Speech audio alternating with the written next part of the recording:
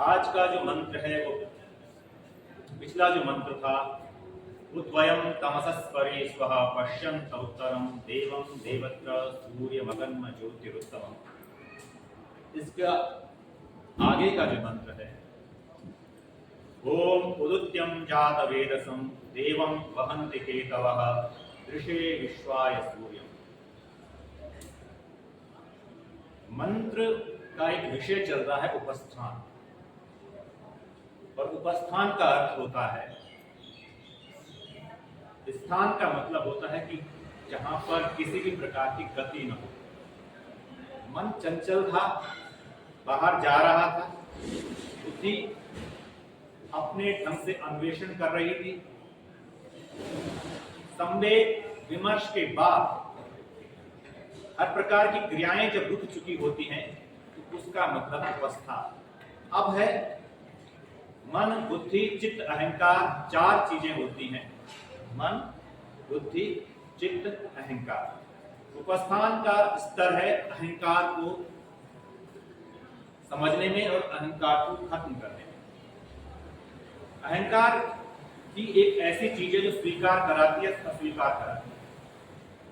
आप किसी चीज को सुनते हो, अहंकार बोलता है ये मेरे अनुकूल नहीं है, आप उसका समर्थन नहीं करते, उसकी मान्यता नहीं देते, उसको सराहते नहीं।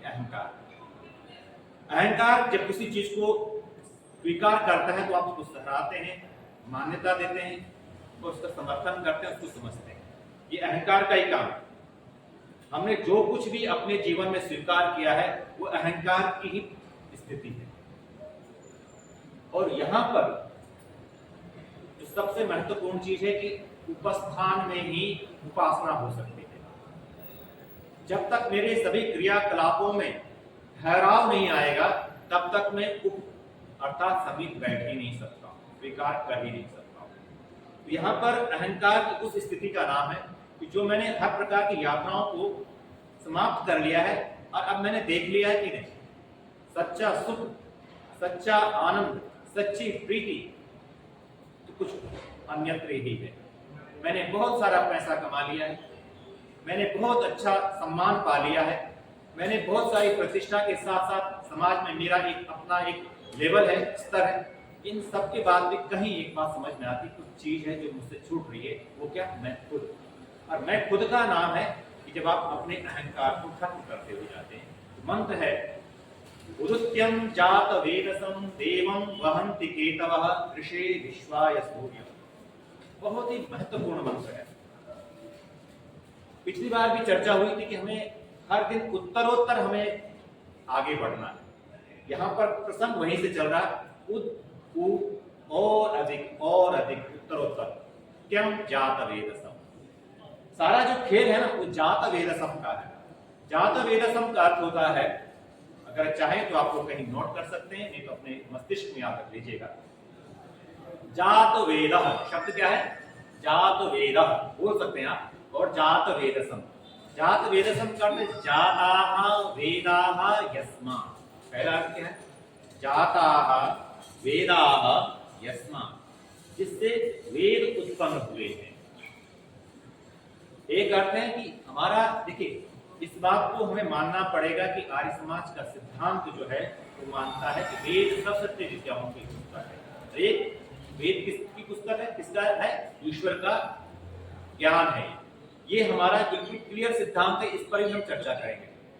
अब जब ये बात क्लियर हो गई तो कहा जात वेदा, जिससे वेद उत्पन्न होते हैं। पहली चीज ये।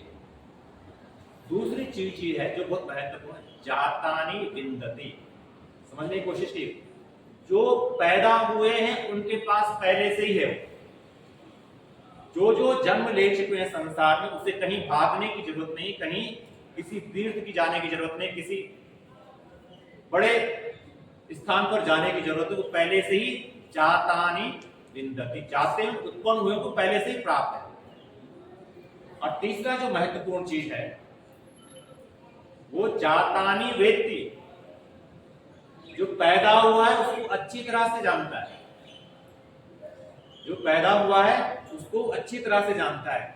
इसलिए कटका ऋषि कहता है कि नायम आत्मा प्रवचनेन लभ्यो, नायं मेधया न बहुना श्रुतेन यमेव एष गृणुते तेन तस्यैव आत्मा गृणुते तनु स्वाम। बिल्कुल कटका ऋषि कहता है कि ये आत्मा जो है परमपिता परमात्मा प्रवचन से नहीं प्राप्त होने वाला। अगर मैं सोचूं कि मैं किसी संत के, किसी महात्मा के, किसी विद्वान के, आचार्य के प्रवचन सुन करके मुझे ईश्वर के दर्शन हो जाएंगे, नहीं। क्यों? जातानि वेत्ति, जो पैदा हुआ है उसको जानता है, उसकी हर चेष्टाओं को, उसके हर संकल्प को, उसके भावों को जानता है, इसलिए प्रवचन से भी वो क्या है, प्राप्त नहीं होने वाला। फिर कहा न मेधया, अगर किसी को लगता है कि मैं बहुत इंटेलेक्चुअल हूं, मैं बहुत बुद्धिमान हूं, मैंने संसार में इतना सारा काम किया है, अब मेरी प्रतिभाओं को लोग सम्मान देते हैं, प्रशंसा करते हैं, तो भी मेधा से भी वो नहीं पाया जा सकता। और तीसरी बात कहिए, न बहुना श्रुतेन, आपने बहुत सारे ग्रंथों का श्रवण किया हो, आपने वेद की कथाएं सुनी हो, उपनिषद की कथाएं सुनी हो, रामायण सुना हो, कुछ भी सुना हो, तो भी नहीं मिलने वाला। क्या कहा? यमेव एष वेद, स्पष्ट है जिसका वर्ण वो स्वयं करता है, वो अपने आप ही आपका वर्ण कब करेगा? वो वर्ण तब करता है जब उसको पता लग जाएगा कि इसने अपने अहंकार को कितना खत्म किया है। अहंकार का मतलब वो कितना अंदर से स्वीकार कर रहा है, मुझे कितने हर स्थिति में, परिस्थिति में मुझे समझता है। जैसे हमारे यहाँ हम लोग प्रकाश के उत्तराधिकारी हैं, अग्नि के उत्तराधिकारी हैं। अग्नि का मतलब चिनगारी। एक छोटी सी चिनगारी भी अगर कहीं है ना, वो भयानक, भीषण भयानक परिस्थिति पैदा कर सकती है, तांडव कर सकती है, एक छोटी सी आग की चिनगारी की।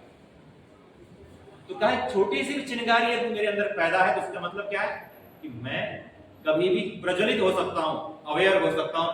सारा खेल अवेयरनेस का। तो हमारे यहाँ जो भी उपासना है उसमें अग्नि की उपासना जो की जाती है, उस अग्नि की उपासना के पीछे एकमात्र यही लक्ष्य है कि हमें हर वक्त अलर्ट रहना है। तो जात वेदा का मतलब है कि वो मुझे जानता है, क्योंकि मेरे अंदर मेरे संस्कारों को जानता है, मेरे भावों को जानता है, मेरी तमन्नाओं को जानता है, मेरे संकल्पों को जानता है, और मेरी हर चीज को जानने के बाद उसे पता है कि मैं इसका वर्ण करूंगा या नहीं करूंगा। संसार में चालाकियां चल सकती है, परिवार में चालाकियां चल सकती है, सोसाइटी में चालाकियां चल सकती है, देश में विदेश में चालाकियां चल सकती है, लेकिन वहां उसने एक्सरे की मशीन लगाई हुई, वो हमेशा स्कैनिंग कर रहा है। कहा जात वेदा, और जात वेदा का आगे उदुत्यम जात वेदसम देवम वहंति केतवा। कहा उस वहंति केतवा, केतवा का अर्थ है जैसे आप देखते होंगे, आपको किसी पार्क में सिंगापुर में जाना है तो उस पार्क में मार्गदर्शिका लगी हुई है, एरो लगा हुआ कि भाई ये कहां पर है। आपको बोटेनिक गार्डन जाना है, बोटेनिक गार्डन में जाकर के आपको पता लग जाएगा इस तरफ साइन लगा हुआ।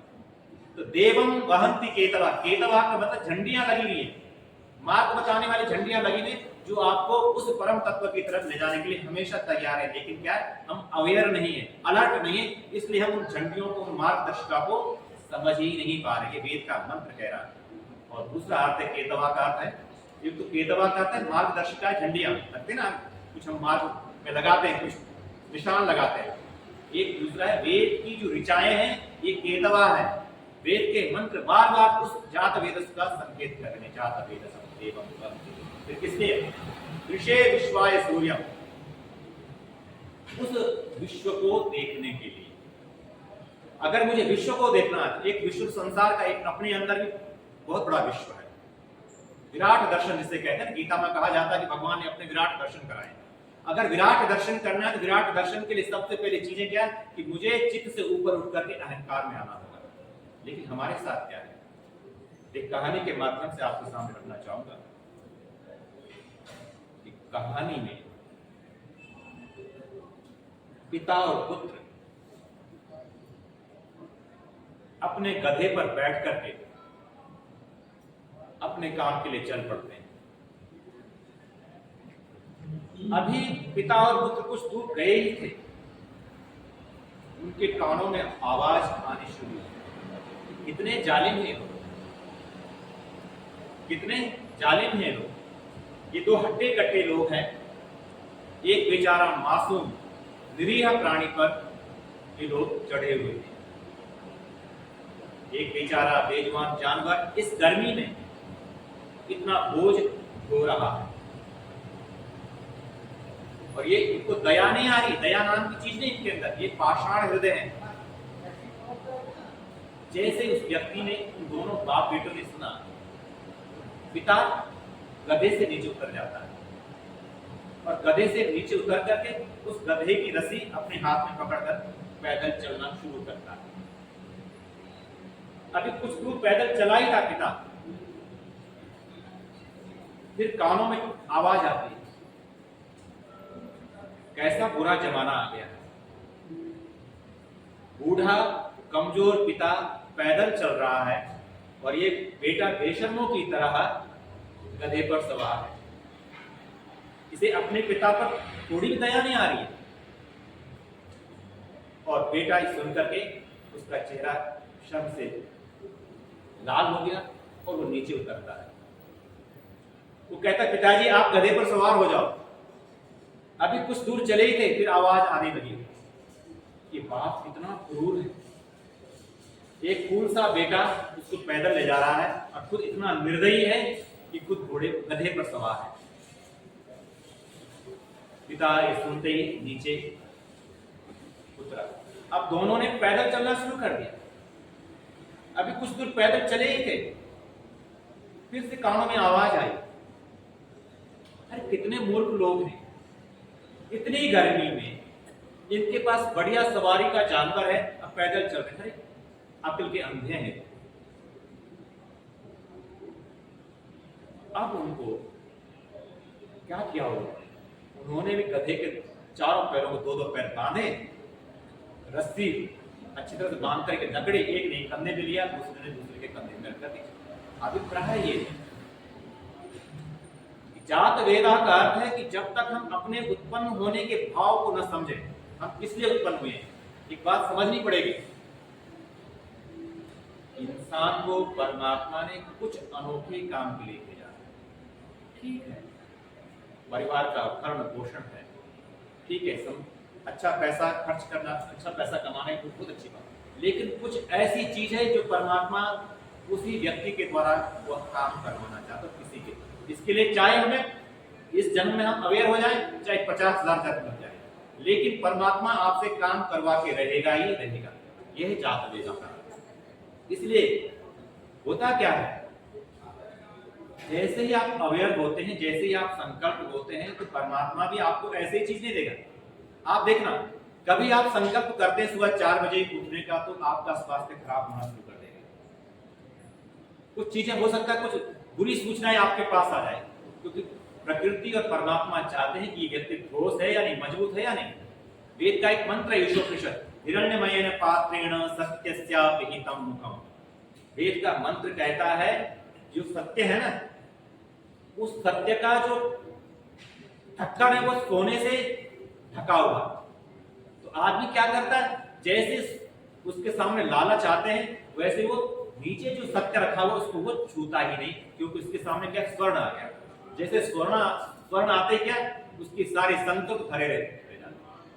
जात वेदा का अर्थ है, कैसी भी परिस्थिति हो, कैसी भी स्थिति हो, मुझे अपने संकल्प से अटिक नहीं होना है। और यहां मंत्र में क्या है, उदित्यम जात वेदसम देवम वहन्ति केतव दृश्ये विश्वाय सूर्यम। और बार बार सूर्य को क्यों संकेत किया है, जो मैंने पिछली बार भी आपसे कहा था, सूर्य का मतलब है कैसी भी परिस्थिति आ जाए वो अपने संकल्प को बीच में नहीं रोकता है। हम क्या है, हमारी जो आत्मा है सूर्य है, हमें भी सूर्य बन करके अपने संकल्प को पूरा करना है। और सबसे बड़ी बात यह है कि हमें दूसरों के प्रति, दूसरा किस प्रकार से हमारे प्रति व्यवहार करना, ये बहुत महत्वपूर्ण है। एक किसी बहुत अच्छी पंक्तियां किसी ने कही है, गलतियों से जुदा तू भी नहीं मैं भी नहीं, गलतियों से जुदा तू भी नहीं मैं भी नहीं, दोनों इंसान हैं खुदा तू भी नहीं मैं भी नहीं, दोनों इंसान हैं खुदा तू भी नहीं मैं भी नहीं, तू मुझे और मैं तुझे इल्जाम देते हैं मगर, तू मुझे और मैं तुझे इल्जाम देते हैं मगर, अपने अंदर झांकता तू भी नहीं मैं भी नहीं। गलत फहमियों ने कर दी दोनों में पैदा दूरियां, गलत फहमियों ने कर दी दोनों में पैदा दूरियां, वरना फितरत का बुरा वो भी नहीं मैं भी नहीं। तो जो मैं कहना चाह रहा हूं, फितरत का मतलब है प्रकृति, और हमारी पहचान क्या है? हमारी पहचान है सच्चिदानंद। देखिए, आर्य समाज ने जो सबसे बड़ा काम किया है, वो काम किया है कि उलझाया नहीं लोग, बहुत सरलता से चीजों को समझाने की कोशिश की। हमारा स्वरूप क्या है? हमारा स्वरूप है सत्य और चित्त। इसलिए यदि कोई व्यक्ति गलत है तो निश्चित मानिए उसकी ऐसी परिस्थितियां रही होंगी, उसके ऐसे संस्कार रहे होंगे, ऐसे परिवेश रहे होंगे ताकि वो अपनी प्रकृति से थोड़ा दूर हो गया। हमारी प्रकृति क्या? चैतन्य वाली, अवेयरनेस वाली प्रकृति है। अगर मेरे अंदर जड़ता है तो निश्चित मानिए मैंने अपने स्वभाव को खो दिया। तो मेरा स्वभाव क्या है? अलर्टनेस। कैसी परिस्थितियों में अलर्ट रहना पड़ेगा, अवेयर रहना पड़ेगा, जागरूक रहना पड़ेगा। नहीं तो पता नहीं कब आपके साथ बुरा हो जाए। अभी कुछ भी हो सकता है, पर हम अवेयर कब होते हैं? अगर अचानक यहाँ पर सांप आ जाए तो तुरंत सबके सब अवेयर हो जाएंगे, बचाएंगे अपने, क्योंकि ये हमने देखा है, देख रहे हैं आंखों से। लेकिन कुछ चीजें ऐसी होती जो आंखों से, इंद्रियों से अतीत होती है, और वो कब हो पाएगा? जब हमने इन चीजों को समझा होगा तो हमें पता लगेगा कि वाकई हमें कितना अलर्ट रहने की जरूरत है। क्योंकि जीवन मिला हुआ है अपने को समझने के लिए।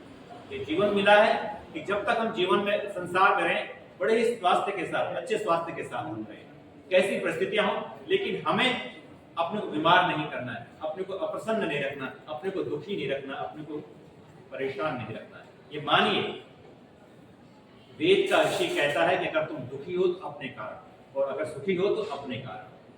जात वेदा शब्द इस संकेत है, जिसने अपने पैदा होने के कारण को जान लिया है कि मैं क्यों पैदा हुआ हूं, इसको जानना जरूरी है। आपके संसार के दायित्वों को पूरा करना है, कोई मनाही नहीं है, लेकिन मैं खुद के लिए, स्वयं के लिए हमें काम करना होगा। और स्वयं के काम करने के लिए आपको आना ही पड़ेगा। कहां पर? भक्ति में आना पड़ेगा, आना पड़ेगा, ध्यान में आना ही पड़ेगा, आना ही पड़ेगा, ओम के उच्चारण में आना ही पड़ेगा, आना ही पड़ेगा, गायत्री के मंत्र अनुष्ठान में आना ही पड़ेगा।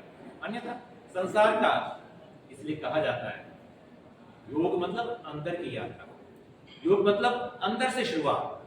जब कोई काम आप किसी के कहने पे शुरू करते हैं तो परिवर्तन नहीं आता। जब कोई काम आप खुद शुरू करते हैं, अपने मन से शुरू करते हैं, तब परिवर्तन आता है। किसी के कहने से यदि हम चलने लगे तो इसका मतलब हमें अपने अंदर के जो बैठा हुआ वो सत्ता है, वो परमपिता परमात्मा, उसको भरोसा नहीं है। अभिप्राय इतना है कि मेरा सबसे बड़ा गुरु मेरी आत्मा है, मेरा सबसे बड़ा गुरु मेरा परमात्मा है। इसलिए महर्षि पतंजलि कहते हैं कि मैत्री करुणा मुदितोपेक्षाणां सुख दुख पुण्य विषयाणां भावना दष्ट चित्त प्रसादन। महर्षि पतंजलि ने कहा है कि अगर चित्त को प्रसन्न रखना है तो आपको समझना होगा कि सबसे पहले मैत्री, मित्रता किनसे करनी। हर किसी से आप मित्रता नहीं कर सकते, हर कोई आपका मित्र नहीं बन सकता है। आपको देखना पड़ेगा कौन है ऐसा व्यक्ति है जो आपके साथ मिलकर के पार करना चाहेगा। मिलन होना बहुत जरूरी, स्वभाव समान, प्रकृति समान, नेचर होना बहुत आवश्यक है, तभी हम उससे मित्रता कर सकते हैं। और फिर कहा मैत्री के बाद आता करुणा। करुणा का मतलब दया भी होनी बहुत जरूरी है छोटे बच्चों के प्रति। छोटे बच्चों से आप मित्रता नहीं कर सकते, लेकिन छोटे बच्चों के प्रति आपका दयावान होना बहुत जरूरी है। तो प्यार से सिखाना है, प्यार से समझाना है, करुणा, मैत्री, करुणा। और एक है कि मुदित, चेहरे की प्रसन्नता तो आपकी अपनी संपत्ति है, उसे क्यों हम, उस प्रसन्नता को क्यों खो रहे हैं? आज क्लियर हो गया है, अगर किसी को शुगर की बीमारी है, आप ये चाहूंगा मैं, और उसके सामने कोई भयानक दृश्य रख दिया जाए, उसका शुगर लेवल बढ़ जाता है। कोई ऐसा भयानक घटना चक्र जो बहुत ही ज्यादा दुखी करने वाला हो, और अगर कोई व्यक्ति शुगर से पीड़ित है और उसके सामने ऐसी घटनाएं रख दी जाए जिससे मन प्रसन्न हो, तो उसका शुगर लेवल कम होता है। ये बातें काम हो रही इन चीजों पर। तो सारा का सारा खेल क्या है? आपकी चित्त की प्रसन्नता है। तो मैत्री, करुणा, मुदिता, प्रसन्न। और सबसे बड़ी बात, हर चीज पर दिमाग लगाने की जरूरत नहीं है। बहुत सारी चीजों को नजरअंदाज करना बहुत आवश्यक है, और नजरअंदाज करना नहीं आता आएगा तो हम जीवन में अपने मन को प्रसन्न रखना नहीं आएगा। हर चीज पर रिएक्ट करना जरूरी नहीं है। परिवार में भी बच्चे भी कुछ कर रहे हैं तो रिएक्ट मत कीजिए, क्योंकि उपेक्षा नजरअंदाज बहुत आवश्यक है। अगर आप नजरअंदाज नहीं करेंगे तो आप अपने चित्त की प्रसन्नता को खत्म कर रहे हैं, बीपी को बढ़ा रहे हैं, अपना शुगर लेवल बढ़ा रहे हैं। तो चित्त प्रसन्नता मैं जो कहना चाहूंगा, क्योंकि मेरा समय अब इतना जरूर कहना चाहूंगा कि जितना हो सके अपने स्व में स्थित रहिए, और अपने स्व में स्थित होने का नाम ही कि हम अहंकार से विलीन हो रहे हैं और हम स्वीकार करते हुए जा रहे हैं उस परमात्मा की कृपा को। और जैसे हम उस परमात्मा की कृपा को स्वीकार करते हुए जाएंगे, हमें लगेगा कि अंदर से कुछ ऐसा हो रहा है जिसकी आज तक हमने सोची भी नहीं थी। क्या परिवर्तन, क्या परिष्कार, क्या खोज। आपने कहते खोजने के लिए खोना पड़ता है। खोज तब तक शुरू हो ही नहीं सकती है जब तक हम खोएंगे नहीं। तो मैं कहूंगा उदित्यम जात वेदसम देवम वहंति केतव। हम उस परमपिता परमात्मा को समझें, और वो वेद की ऋचाओं के द्वारा उन्होंने उस परमपिता परमात्मा ने हमें संकेत हर जगह रखे हुए हैं, जिन संकेतों से हम जात वेदस देव और सूर्य को समझे। देव का मतलब जिनका समग्र जीवन दिव्यता से भरपूर है, जिनके जीवन में चमक और जो हमेशा दूसरों को देने के लिए तैयार हो, वो देव होते हैं। ऐसे परम देव की हम उपासना करते हैं, ऐसे परम देव को हम पाते हैं ताकि हम विश्व का दर्शन कर सकें, विराट दर्शन कर सकें, अपने प्रकृति को समझ सकें, और साथ में अपने शरीर से ऊपर उठते हुए, अपनी इंद्रियों को शुद्ध करते हुए, अपने प्राण का स्पंदन करते हुए, को विलीन करते हुए, उस अहंकार को समाप्त करते हुए परम स्वीकार्यता की ओर बढ़ते हैं। यही सच अर्थों में देवम वहंति केतवः है। ओम शांति शांति शांति।